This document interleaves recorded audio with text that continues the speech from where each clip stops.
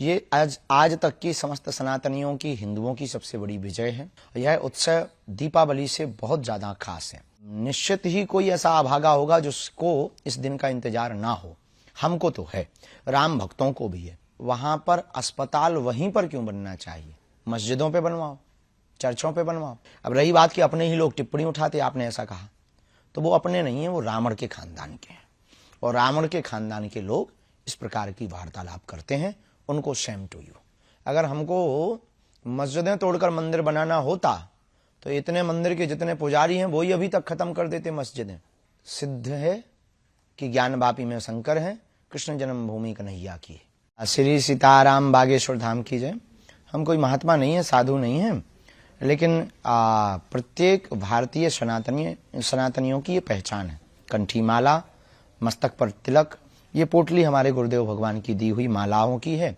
इसमें मालाएं हैं, आदि आदि चीजें हैं जो गुरुदेव भगवान ने हमको प्रसाद रूप में दी थी, जिनके प्रभाव और प्रभुत्व से हम जन कल्याण के लिए मानव जीवन की दैहिक दैविक भौतिक समस्याओं के समाधान का रास्ता बतला पाते हैं अथवा लोगों को मार्गदर्शन दे पाते हैं। ये उस तपोबल की पोटली है पूज्य गुरुदेव भगवान की, हमारी निजी कोई तपस्या नहीं।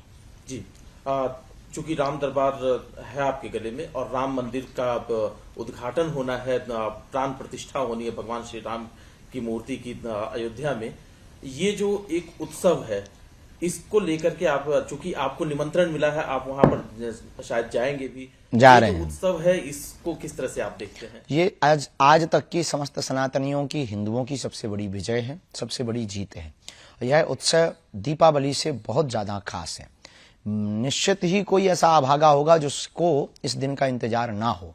हमको तो है, राम भक्तों को भी है। केवल भारतीय को नहीं, भारतीय मूल के लोग जितने भी अन्य देशों में रहने वाले लोग हैं उनको भी है। तो जो है, हमारा यही कहना है कि उस दिन दीपावली मनावे और उत्सव का उत्साह पूछो मत। प्रेम अत्यधिक होता है तो वाणी कम बोलती, आंखें ज्यादा बोलती हैं। ठुमका लगाने को जी चाहता है, अयोध्या जी जाने को जी चाहता है। जी, लेकिन आप जो कह रहे हैं कि उत्सव का ये दिन है, विजय है सनातनियों की, लेकिन कुछ लोग इसी धर्म से जुड़े हुए लोग वो जो बयान दे रहे हैं, कोई कहता है अभी भी ये कोर्ट का फैसला है, मंदिर तैयार हो चुका है, लेकिन अभी भी कुछ लोग सलाह देते हैं कि वहां पर अस्पताल बनना चाहिए, कोई कहता है स्कूल बनना चाहिए, और कुछ लोग तो सनातन धर्म पर ही प्रश्न उठाते हैं कि इसमें तो जाति विभेद है। ये तमाम चीजें अभी भी प्रश्न उठ रहे हैं। बिल्कुल भी जाति विभेद नहीं, मूर्खतापूर्ण बातें हैं ये। और पहले तो उत्तर हम आपको ये दे देवे कि वहां पर अस्पताल वहीं पर क्यों बनना चाहिए? मस्जिदों पे बनवाओ, चर्चों पे बनवाओ। अस्पताल, विद्यालय आपको बनाने, हम इनके विरोध में नहीं, पर ये हम सबकी आस्था का केंद्र है। सबकी आस्था है, सबकी आस्था है तो हम राम भक्तों की भी आस्था है। हम राम भक्तों की आस्था है तो केवल यही राम भक्तों के मंदिर पर ही अस्पताल क्यों बनना चाहिए? अब रही बात कि अपने ही लोग टिप्पणी उठाते, आपने ऐसा कहा, तो वो अपने नहीं है, वो रावण के खानदान के हैं। और रावण के खानदान के लोग इस प्रकार की वार्तालाप करते हैं, उनको Shem to you. Shastri ji, इसमें एक सवाल ये भी है, चूंकि कोर्ट से फैसला आया है तब मंदिर बन रहा है, लेकिन श्रेय लेने की भी बात चल रही है। कुछ लोग कहते, ये भी सवाल उठा रहे हैं कि राम हमारे हैं तो राम किसके? अब आप ही बता दीजिए, चूंकि आप गुरु की श्रेणी में, तो आप ही बताइए कि राम किसके हैं? राम सबके हैं, राम जन जन के हैं, राम का विश्व है, राम व्यापक है, राम विश्व के प्रणेता है, राम विश्व के मानवों की आचार्य संगता है, राम विश्व की आधारभूत है, राम एक बहुत बड़े नायक हैं, राम एक इस देश के प्राण हैं, इस देश की श्वास हैं। राम सबके हैं, जिनको भी श्वास और हवा की जरूरत है उनके राम हैं। और रही बात जातिवाद के लिए, राम मंदिर नहीं हो रहा, सबरी का मंदिर बन रहा, निषाद राज जी का भी मंदिर बन रहा, तो क्या ये जातिवाद के लिए बन रहा? जातिवाद के लिए मंदिर नहीं है, अपितु राम भक्तों की आस्था के लिए मंदिर है।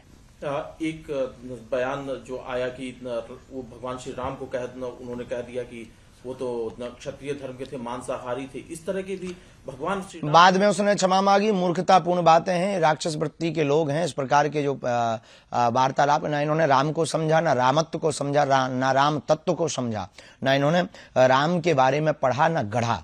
इन्होंने सिर्फ अपने बयान को कहकर न्यूज में बने रहने का उपाय सोचा है। और सबसे सस्ता उपाय प्रभु श्री राम पर और राम भक्तों पर आस्था पर उंगली उठाना है इस देश में।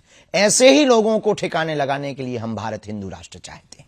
जी शास्त्री जी, प्रधानमंत्री जी ने एक बात कही थी, क्या आप उनसे सहमत हैं?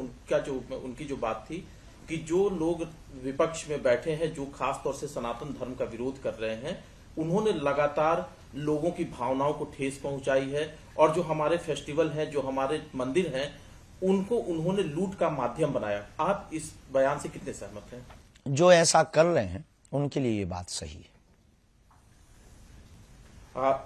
एक चीज और है जो विपक्ष के लोग सवाल उठाते हैं कि प्रधानमंत्री जी और जो उनकी पार्टी है वो भगवान श्री राम के नाम पर राजनीति कर रही है, उनके नाम का इस्तेमाल कर रही है। आपको क्या लगता है? राम राजनीति का विषय नहीं है। धर्म से राजनीति चलती है, राजनीति से धर्म नहीं चलता। भारत के लोग जगे हुए हैं, वोट अपनी मति अनुसार दें, राष्ट्र हित में दें, भारत विश्व गुरु कैसे बने, भारत का विकास कैसे हो, अपने अनुसार दें। राम राजनीति का विषय नहीं है।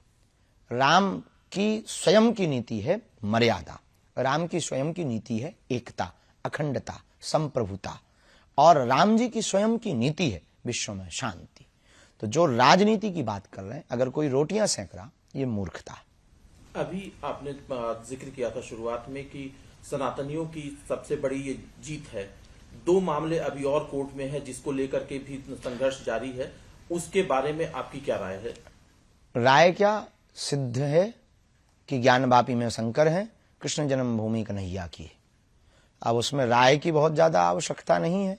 न्यायालय है इस देश में, न्याय प्रणाली है, और वर्तमान में मिल रही एसआई की रिसर्च में जो सबूत है, उससे यह निश्चित हो रहा है कि वहां पर सनातनियों का ही प्रभुत्व रहा, सनातनियों का ही मंदिर है, किसी अन्य मजहबियों का नहीं। इस देश में मोहम्मद गौरी, अकबर, बाबर, इन्होंने आक्रमण करके हमारे देश के मंदिरों पर जो कुठाराघात किया, उसके घाव वर्तमान में भरे जा रहे हैं। भगवान की कृपा से स्वर्णिम काल है सनातनियों के लिए, हिंदुओं के जागरण के लिए। तो आपको लगता है कि बहुत जल्दी यहाँ पर भी फैसला हो जाएगा? होना ही है, होकर के ही रहेगा, और होना ही चाहिए। विवाद जल्दी खत्म हो, जल्दी से इन लोगों को शांति मिले, ताकि जो है ये बार बार इनके मुंह चलाना बंद हो जाए। शास्त्री जी, हिंदू राष्ट्र की बात आप बार बार करते हैं, अलग अलग मंचों से भी आप कहते हैं। जो मंदिर की बात चल रही है, उस बीच असदुद्दीन ओवैसी का बयान आता है कि मस्जिदों का आबाद रखो। वो मुसलमानों से कहते हैं नहीं तो एक एक करके मस्जिदें छीन ली जाएंगी तुमसे। ये उनका भीतर का डर बता रहा है कि वो कितने कमजोर हैं और कितने निर्दयी हैं। अगर हमको मस्जिदें तोड़कर मंदिर बनाना होता तो इतने मंदिर के जितने पुजारी हैं वो ही अभी तक खत्म कर देते मस्जिदें। हमें मस्जिदें नहीं, मस्जिदों पे मंदिर नहीं बनाने। जहां हमारे मंदिर थे, हमें वहां मंदिरों के पुनर्निर्माण करवाने। अब उनको अगर ये डर है तो भगवान करे उनका डर बरकरार रहे। जी, एक सवाल और है सीए एनआरसी को लेकर के कि इस देश में सीए लागू हो, कुछ लोग इसका विरोध करते हैं। एक तबका कहता है कि उसके खिलाफ है, एक विशेष धर्म के खिलाफ है। विशेष धर्म के खिलाफ नहीं है, इसमें बहुत न्याय प्रणाली के साथ सीए का प्रयोग है। बुद्ध, जैन, ईसाई आदि जितने भी आए हैं भारत में, इन्हें शरणार्थी कहते हैं। एक भाषा में शरणार्थी आए हैं। तो बांग्लादेश और पाकिस्तान आदि से आए हुए अन्य मजहब के लोग भी कुछ आए हैं, जिनका नाम नहीं हम लेना चाह रहे, जिनका भी नाम ले रहे थे उनके समाज के लोग, उनके खिलाफ नहीं है। पर उनके लिए एक बहुत सुंदर तर्क है कि तुम अपना देश छोड़ के क्यों आए, क्या आवश्यकता थी? भाई हमारे घर में भोजन भाजन की बढ़िया व्यवस्था होगी तो हम पड़ोसी के घर क्यों डेरा डालेंगे? या तो कोई तुम्हारा षड्यंत्र है, या फिर तुमको कोई कान भर रहा है, या कोई इंटरनेशनल साजिश है। तो बढ़िया है, सीए बहुत बढ़िया है। शास्त्री जी, एक राजनीतिक सवाल है, क्योंकि 2024 में लोकसभा के चुनाव भी होने हैं, राम मंदिर का निर्माण हो रहा है, ये आकलन है कि इसका प्रभाव भी रहेगा लोकसभा के चुनाव पे। आपको क्या लगता है, भारतीय जनता को जो वोट देने जाएगी, क्या उसको नरेंद्र मोदी को एक और चांस देना चाहिए? हम राजनीति पर टिप्पणी तो नहीं करते, न राजनेता पर टिप्पणी करते। जो राष्ट्र हित की बात कर रहा, राष्ट्र हित के लिए बोल रहा, राम राज्य की स्थापना के लिए जी रहा, ऐसे व्यक्ति को भारत के संपूर्ण वोटरों को स्वविवेक के साथ अपनी मति के अनुसार वोट देना चाहिए। अब किसको देना चाहिए ये तुम्हारा विवेक, हमारे कहने से आपको वोट देना नहीं। और हम राजनीति पर टिप्पणी करके काहे को बेफिजूली में फंसे। लेकिन कुछ लोग ये राय रखते हैं कि शास्त्री जी पर्ची निकालते हैं तो राहुल गांधी और कांग्रेस की भी कभी पर्ची निकाल करके बता दें कि देखो साहब, हम पर्ची निकालते हैं मानव जीवन की दैहिक दैविक भौतिक समस्याओं के समाधान के लिए। सबको आना चाहिए, जिन्हें निकलवानी है वो आए। अब आपके कहने से नहीं हम निकालेंगे, जिनको निकलवानी है वो हमारे पास आए, हम बिल्कुल बारे में उनके बताएंगे। जो हमें चेतना के बल पे, शक्ति के बल पर पता लगेगा, हम बोलेंगे और जो बोलेंगे वो सत्य होगा। ये हनुमान जी की कृपा। एक सवाल है कि जो आज की वर्तमान जो आज का राजनीतिक परिदृश्य है, जिसमें कई अलग अलग मोर्चों पर काम हो रहे हैं, क्या आकलन है आपका इस सरकार को लेकर के जो ये काम कर रही है? मैं किसी पार्टी की बात नहीं कर रहा, किसी नेता की बात नहीं कर रहा। इस पर अभी हम कुछ कह नहीं सकते हैं जी। एक सवाल आखिरी है, चूंकि राम अयोध्या में आ रहे हैं, अपने भवन में जा रहे हैं, राम राज्य को लेकर के कि राम राज्य की स्थापना कैसे हो? सिर्फ राम के आने से राम राज्य की स्थापना नहीं होगी, क्या संदेश देना चाहेंगे आप? राम राज्य की स्थापना होगी, अमीर और गरीब को छांटा जाए और गरीबों का भला किया जाए और जातिवाद को खत्म किया जाए। जातिवाद की रोटी सेंकने वालों के मुंह पर जोरदार तमाचा लगवाया जाए कानून के द्वारा। और भारत में राम राज्य की स्थापना, ये जो राम जी के ऊपर वो टिप्पणी उठाते हैं, इनके लिए कठोर कानून बनाया जाए और तीर्थों को स्वच्छ पवित्र किया जाए और तीर्थ क्षेत्र में बिकने वाली मांस मदिरा पर पूर्ण प्रतिबंध लगाया जाए और गरीबों को पूर्ण अधिकार दिया जाए, चाहे वो किसी भी जाति का हो, किसी भी वर्ग का हो, किसी भी मजहब का हो, तो भारत हिंदू राष्ट्र बनेगा और राम राज्य होगा। लेकिन जातिगत जनगणना की बात हो जाती है ना, जब इस तरह की बातें उठती। जातिगत जनगणना की जगह अमीर और गरीब की जनगणना होनी चाहिए और गरीबों की जनगणना करके उनको लाभ देना चाहिए। राम अयोध्या में आ रहे हैं, अपने भवन में, अयोध्या में तो वो थे ही, उल्लास है आपके, आप अपने हृदय का जो उल्लास है वो किस तरह से व्यक्त करेंगे? राम जी तो अवध में विराज रहे। पहले लोग कहते थे कि राम लला हम आएंगे, मंदिर वहीं बनाएंगे। अब बन गया है भगवान की कृपा से। राम लला आ रहे हैं 22 तारीख को और हिंदुओं को जगा रहे हैं हनुमान जी की कृपा से। अभी वर्तमान में एक गीत बहुत चल रहा है, 2 लाइन उसकी सुना देते हैं। अरे मेरी झोपड़ी के भाग आज खुल जाएंगे, राम आएंगे। मेरी झोपड़ी के भाग्य आज खुल जाएंगे, राम आएंगे। राम आएंगे आएंगे राम आएंगे, राम आएंगे आएंगे राम आएंगे। मेरी झोपड़ी के भाग्य आज खुल जाएंगे, राम आएंगे। ये भाव बहुत ज़्यादा सबरी माता का ये भाव है और सब लोग उस दिन का इंतजार कर रहे हैं। बड़ी दिव्यता भव्यता के साथ प्रभु श्री राम जी विराजमान हो रहे हैं।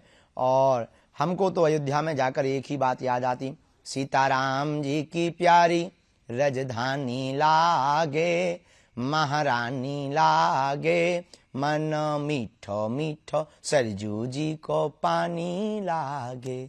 सीताराम जी की प्यारी राजधानी लागे, महारानी लागे, मन मीठो मीठो सरजू जी को पानी लागे। धन्य कौशल्या धन्य कैकेयी धन्य सुमित्रा मैया, धन्य भूप दशरथ जी की अंगना खेलत चारो भैया। हाँ खेलत चारो भैया, गुड़धानी लागे, बड़ी प्यारी लागे, मन मीठो मीठो सरजू जी को पानी लागे। श्री सीताराम।